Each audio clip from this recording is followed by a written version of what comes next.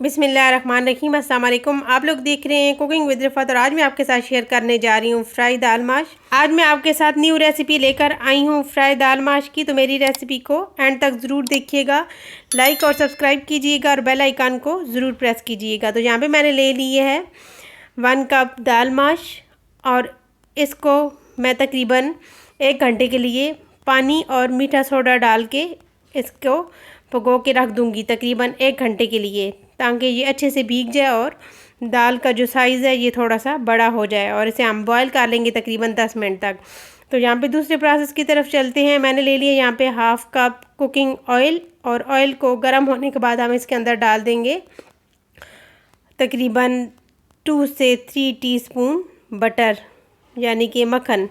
तो मक्खन के साथ हमारी दाल बहुत ही टेस्टफुल बनेगी। तो ये मेरे पास लहसुन अदरक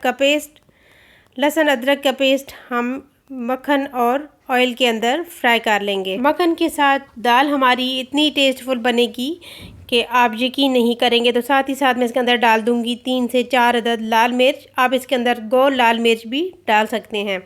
और साथ में डाल दूंगी 1 अदद सब्ज़ मिर्च, इसको मैंने पीसेस में कट कर लिया है। ये भी डाल के हम करेंगे फ्राई। और फ्राई करने के बाद हम इसके अंदर डाल देंगे जो मैंने हाफ़ बॉयल करके रखी है दाल माश, ये डाल देंगे। दाल को आपने फुल बॉयल नहीं करना, बस हाफ़ बॉयल ही करना है। तकरीबन 5 से 6 मिनट आपने दाल को बॉयल कर लेना है।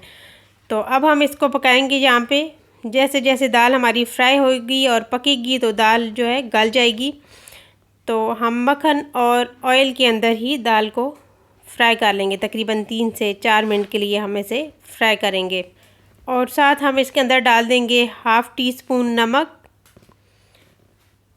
इसके अलावा मैं इसके अंदर डाल दूंगी 1 टीस्पून काली मिर्च, 1 टीस्पून खुश्क धनिया पाउडर। इसके अलावा है मेरे पास 1 टीस्पून ज़ीरा पाउडर। ये डालने के बाद हम इसके अंदर डाल देंगे, ये मेरे पास Kinnaur cube, chicken Kinnaur cube जो है ये आप तकरीबन हाफ़ जो है पीस आप इसके अंदर डाल दें। अगर आपके पास चिकन का पाउडर है, चिकन पाउडर, तो आप वो भी डाल सकते हैं। चिकन पाउडर या चिकन क्यूब से आपकी जो दाल है ये बहुत ही टेस्टफुल बनेगी। तो इसके बाद हम इसे 2 से 3 मिनट पकाने के बाद हम इसके अंदर डाल देंगे 1/2 कप दही।